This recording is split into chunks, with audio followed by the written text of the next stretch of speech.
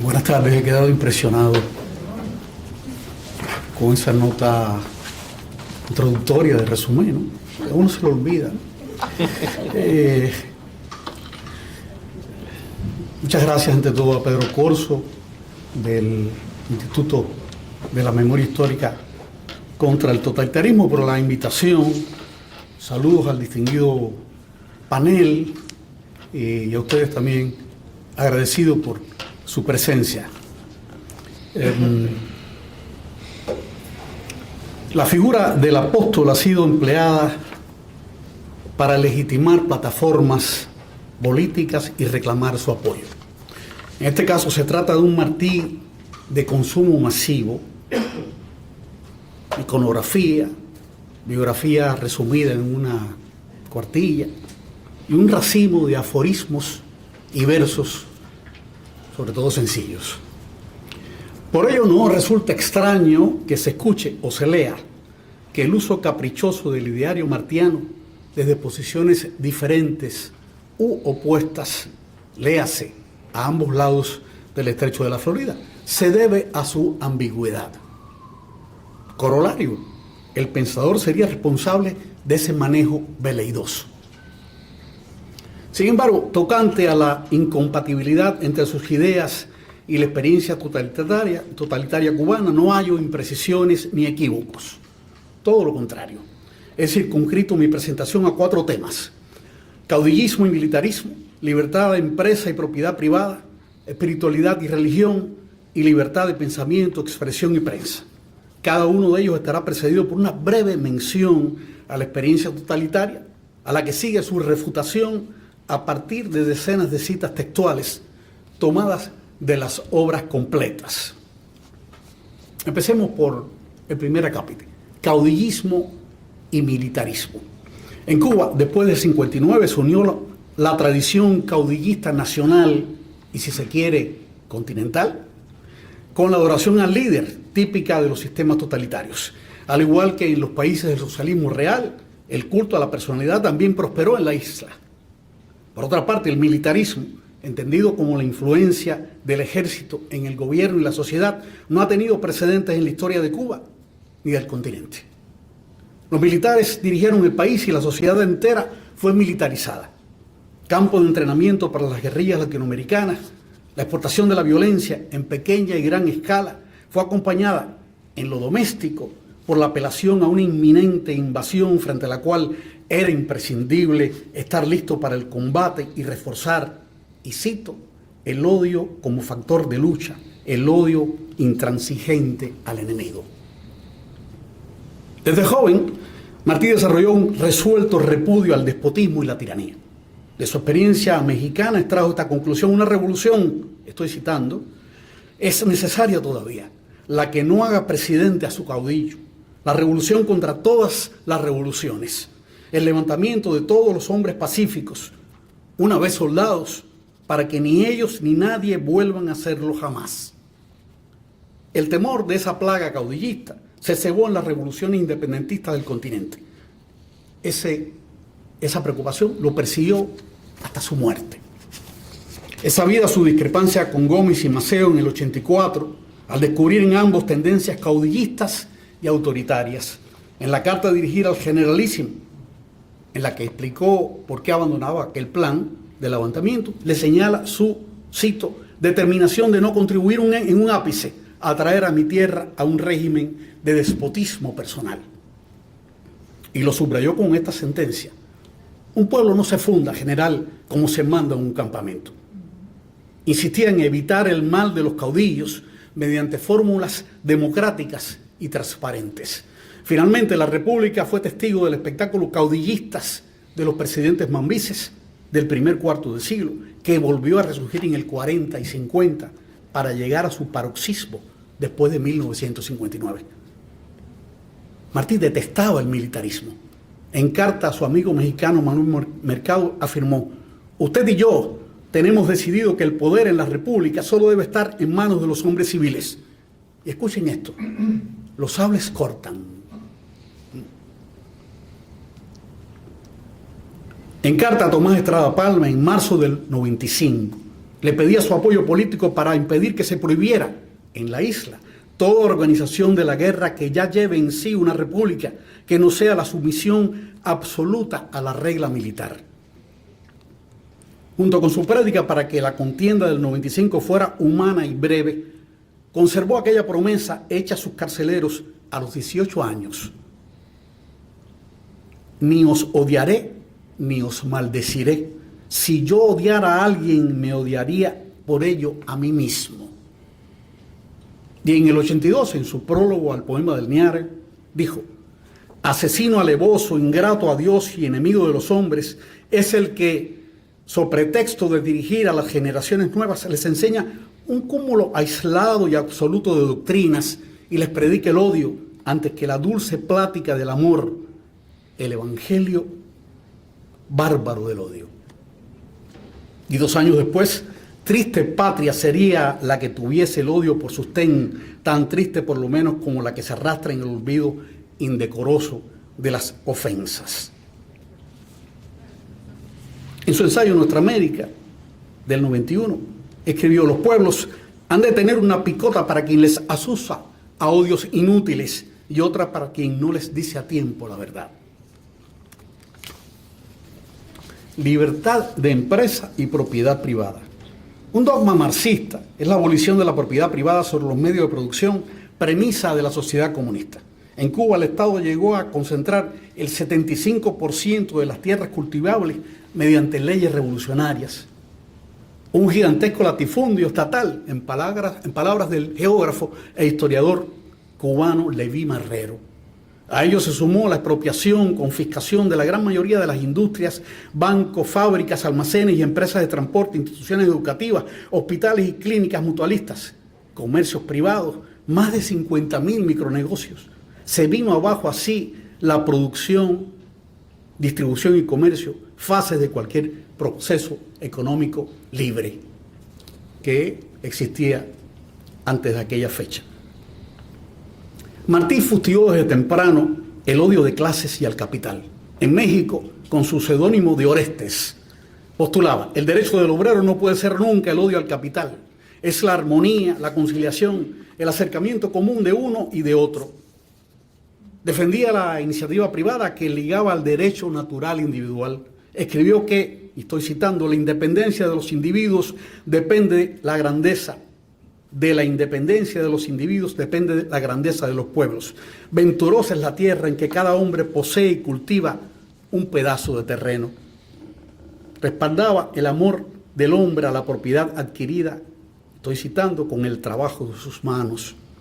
Siendo la agricultura fundamental en el continente, se entiende que el apóstol subrayara su relieve, pero su entusiasmo ante los adelantos tecnológicos y civilizatorios de Estados Unidos hizo que reconociera el papel de la industria. En 1892, en Patria, escribió: la guerra se ha de hacer para poner los productos de la isla sin trabas ni menjurjes en sus mercados naturales, para dar suelo propio y permanente a las industrias cubanas. La idea de justicia social se enraiza en su ideario ético-moral de base cristiana. A su juicio, las grandes fortunas tenían como fundamento, cito, robo, abuso, inmoralidad. Con todo, comento yo, no solo se opuso a la riqueza, sino que favoreció la que llamó fortuna honrada, conseguida a través de medios lícitos. En el manifiesto de Montecristi de 1895 proclamaba el objetivo en la República por nacer de que la honrada fortuna pueda mantenerse sin cohecho y desarrollarse sin zozobra. Su ideal, que fueran entrelazadas libertad, prosperidad y cultura. La conducta recta dependería del progreso individual y este iba ligado a la educación. En Maestros Ambulantes escribió: ser bueno es el único modo de ser dichoso. Ser culto es el único modo de ser libre. Y a ello le seguía una idea que quedó fuera del aforismo conocido. Pero en lo común de la naturaleza humana se necesita ser próspero para ser bueno. Se entiende que prosperidad supone bonanza, holgura, progreso, y ello depende del trabajo libre. En su concepto, y cito: no hay más remedio que asegurar la libertad en la patria y el decoro en el hombre que fomentar la riqueza pública. Nos servimos de las leyes para asegurar y ensanchar la riqueza pública que para pelear mezquinamente la privada. Nos da miedo la sangre perdida en mocedades y decidimos ahorrar sangre. Nos domina, gracias a Dios, el deseo febril de obtener con trabajo personal y directo una existencia libre y honrada. Vale aclarar que no se refiere Martí a la riqueza pública, colectiva, sino a la de muchos pequeños propietarios de los que derivaba la riqueza de una nación. No es rico el pueblo, dijo, donde hay algunos hombres ricos, sino aquel donde cada uno tiene un poco de riqueza. En economía política y en buen gobierno, concluyó, distribuir es hacer venturosos. Pero hay más. Concebía la propiedad privada como antídoto contra las dictaduras. En 1884 señalaba, la propiedad conserva a los estados, un déspota no puede imponerse a un pueblo de trabajadores. La República Martiana estaría abierta a la inversión extranjera y la inmigración. Imaginaba una etapa en que, cito, capitales desocupados y muchedumbres ociosas hallarían en la isla la calma de la propiedad y un crucero amigo. No dudaba de que era muy útil la libertad absoluta de comercio, aunque en países de economía débil no funcionaría de igual manera. En este sentido, postulaba, hay que equilibrar el comercio para asegurar la libertad. El pueblo que quiere morir vende a un solo pueblo, y el que quiere salvarse vende a más de uno. Espiritualidad y religión. Después del 59, Cuba restringió la práctica religiosa, a lo que siguió la persecución de muchos católicos y creyentes en general. En 1976 el Estado se declaró marxista-leninista y el ateísmo fue adoptado en la práctica. Tras el colapso de la Unión Soviética, el país se vio obligado a asumir una posición más conciliadora hacia la religión. Sin embargo, todavía hoy se persigue a los sacerdotes y pastores, sobre todo a los más críticos. Las iglesias no tienen acceso a los medios de comunicación y carecen de recursos para construir y remozar los centros de culto. La ayuda exterior en alimentos y medicinas es obstaculizada. Se entiende que ese individuo, José Martí, espiritual y creyente, haya permanecido oculto. Sus textos abundan en referencias a las religiones, la libertad religiosa y de culto, la Biblia de Jesús de Nazaret, cristianismo y protestantismo. Martí creía en la vida trascendente y en la existencia del alma antes del nacimiento y después de la muerte. Concebía un Dios más allá de las religiones particulares y separadoras. Se consideró a sí mismo cristiano, pero no se adscribió a ninguna denominación organizada. Como buen ecléctico, bebió de diversas fuentes y forjó su propia concepción de la divinidad y la vida futura, al margen de creencias, templos y liturgias. Estimaba que, cito, el hombre tiene necesidad de venerar. Definía la religión, cito, la forma de la creencia natural en Dios y la tendencia natural a investigarlo y reverenciarlo. El ser religioso está entrañado en el ser humano, y reiteró, la religión está pues en la esencia de nuestra naturaleza. Aunque las formas varíen, el gran sentimiento de amor, de firme creencia y de respeto es siempre el mismo. Dios existe y se le adora. En el presidio político del 71 habla la idea de un ser supremo. Dios existe en la idea del bien que vela el nacimiento de cada ser y deja en el alma que se encarne en él una lágrima pura. El bien es Dios. Se identifica con el Cristo perdonador, cautivador, de los pies desnudos y los brazos abiertos. En él todo grandeza, pureza y verdad de amor, en oposición al Cristo nefando y satánico, malevolente, odiador, enconado, fustigante, ajusticiador, impío. En su artículo El Cristo de Moncasi, en el 81, dijo: es preciso, para entender bien a Jesús, haber venido al mundo en pesebre oscuro con el espíritu limpio y piadoso y palpado en la vida la escasez del amor, el florecimiento de la codicia y la victoria del odio. Es preciso haber aserrado la madera y amasado el pan entre el silencio y la ofensa de los hombres. Crítico de ciertas conductas del clero católico y de manifestaciones de superstición y fanatismo, se mostró tolerante con todas las creencias y fustigó la represión de la fe. En religión, lo que hay de esencial en todas, sin oprimir a ninguna. Nadie tiene el derecho de compeler a nadie, ni librepensadores a católicos, ni católicos a librepensadores. Venérese a los hombres de religión, sean católicos o tarahumaras. Todo el mundo, laico o lanudo, tiene derecho a su plena conciencia. Consideraba la libertad religiosa manifestación de la necesaria libertad de expresión y aún más que la primera favorecía el pensamiento libre. Y escribió: del pensar con libertad en religión se viene a pensar con libertad en política. Y luego advirtió: ni la originalidad literaria cabe, ni la libertad política subsiste mientras no se asegure la libertad espiritual. El primer trabajo del hombre es reconquistarse. Urge devolver a los hombres a sí mismos. Urge sacarlos del mal gobierno de la convención que sofoca o envenena sus sentimientos, acelera el despertar de sus sentidos y recarga su inteligencia con un caudal pernicioso, ajeno, frío y falso. Y el último acápite: libertad de pensamiento, expresión y prensa. No sé si les pasa a ustedes como me pasó a mí con esta revisión de las ideas de Martí, que me sorprenden y en ocasiones me asombran.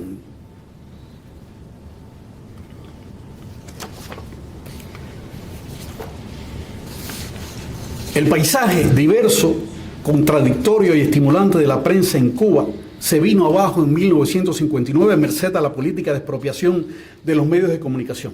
Prensa escrita, radio, televisión, cine, agencias de publicidad, editoriales pasaron a control estatal para transmitir una dieta cotidiana de propaganda y desinformación.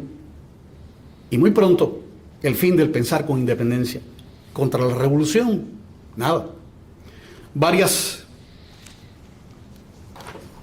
leyes se han establecido desde entonces contra la expresión de opiniones diferentes y para evadir la represalia, hipocresía y doblez moral.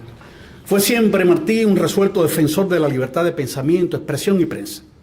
Y escribió: el respeto a la libertad y al pensamiento ajenos, aún del ente más infeliz, es mi fanatismo.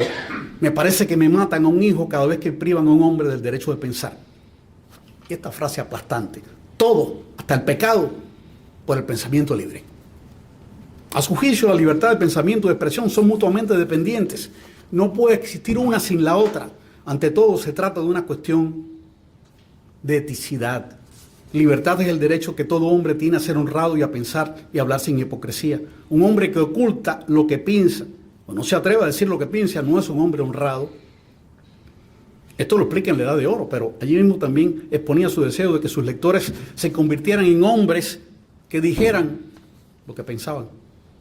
En el 92 sostenía en Patria que era justo acatar sinceramente el derecho de los hombres a expresar y mantener su opinión. Este derecho impedía el surgimiento de las tiranías. Los pueblos no tienen más que un tirano, y es la falta de vigilancia de sus libertades. Ni duermen ni confíen, y jamás en país de libre pensamiento caerán en servidumbre. A la vez se mostraba partidario del libre intercambio de ideas y no hacía excepción con aquellas con las que podía discrepar. Es de hombres el respeto al adversario, sostenía, y por eso diferenciaba entre tendencias políticas y personas. Su república de hombres libres excluía el pensamiento único y el aplastamiento y persecución de las ideas. Así, indicó, los debates continuos, brutales, a puro francos de la contienda política robustecen en el hombre el hábito de expresar su opinión y atender la ajena.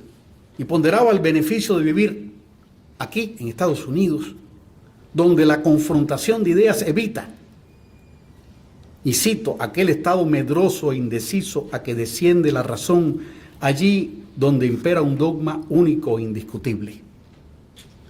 Y en carta a su amigo Manuel Mercado decía: siempre es desgracia para la libertad que la libertad sea un partido. Aquella república martiana procuraría no traer en sí la mancha de un solo derecho de hombre desatendido o coartado, y en esa búsqueda establecería la práctica fecunda de allegar para la obra común del país, con alma magnánima, a los hombres de opuestas simpatías y pareceres y méritos rivales. En su discurso de Tampa del 26 de noviembre del 91 expresó: o la república tiene por base el carácter entero de cada uno de sus hijos, el hábito de trabajar con sus manos y pensar por sí propia, el ejercicio íntegro de los demás, la pasión, en fin, por el decoro del hombre, o la república no vale una lágrima de nuestras mujeres ni una sola gota de sangre de nuestros bravos. Para verdades trabajamos y no para sueños. Para libertar a los cubanos trabajamos y no para acorralarlos. Dicha libertad incluye la de prensa. No valen antifaces en los países, escribió, en los países de prensa libre, que sale cada mañana como un viento duende, levantando caretas. Su ideal de prensa libre era aquel, cito, de periódico vivo, donde cada interés, no bien asoma, ya tiene su diario, y en él acceso de todos los interesados en común, de modo que no hay injuria ni sospecha sin voz, y prensa que la publique y tribunal dispuesto a censurarla. Conoció personalmente el mal del periodismo oficial de varios gobiernos autoritarios, caracterizados por la palabra laudatoria o francamente progubernamental. Por ello detestaba, y cito, la pluma que no vale para clavar la verdad en los corazones y sirve para que los hombres defiendan lo contrario de lo que les manda la verdadera conveniencia, que está en el honor y nunca fuera de él. De nada, después continuó, servirían la libertad y el derecho si el derecho y la libertad no se ejercieran, si todavía tuviera el pensamiento sobre sus espaldas el látigo de la censura. Martí debe haber experimentado la diferencia entre cerrazón y pluralismo al comparar lo sucedido en México, Guatemala y Venezuela, por un lado, y su estancia de 15 años en Estados Unidos. Mientras que tuvo que abandonar países de nuestra América por expresar opiniones hostiles al poder o por no someterse a sus exigencias, en este país, cuya democracia disfrutó él, al igual que nosotros, ejerció el periodismo en numerosos diarios y revistas, fundó el periódico Patria, hizo discursos y emitió críticas sin molestias ni presiones. Sin dudas, fue su experiencia más feliz de libertad de pensamiento y expresión. Ya termino. En Cuba, por primera vez, un Estado totalitario busca apoyarse en un autor cuya obra, en buena medida, constituye la negación de sus fundamentos. No ocurrió así en la Alemania nazi, ni tampoco en la Unión Soviética, donde los pilotes ideológicos eran coherentes con sus respectivas plataformas. He presentado una parte del ideario martiano que ha sido desmentido por la experiencia cubana. Basta para demostrar la incompatibilidad entre uno y otra. No obstante, quedan algunas preguntas. ¿Cómo es posible, pese a la abrumadora evidencia, que algunas de sus ideas, y precisaría, incluso citas exactas, algunas de las que yo he leído acá, sean enarboladas allí públicamente sin el más mínimo sonrojo? ¿Cómo entender que el atropello a las ideas martianas pasa inadvertido ante intelectuales cultos, algunos eruditos, en temas martianos? Simulación, oportunismo, cinismo, contagio social. Puede que haya algo de eso, pero no existe una respuesta simple que cierre de un carpetazo un problema donde concurren un sinnúmero de factores a escala individual y masiva. Uno de ellos es el peso de la propaganda y la presión social, cuyos estragos pueden ser enormes. Pero les propongo no desviarnos y centrarnos más en Martí, no en su imagen, sino en su obra, tampoco conocida o conocida insuficientemente. Será edificante y deleitable. Muchas gracias.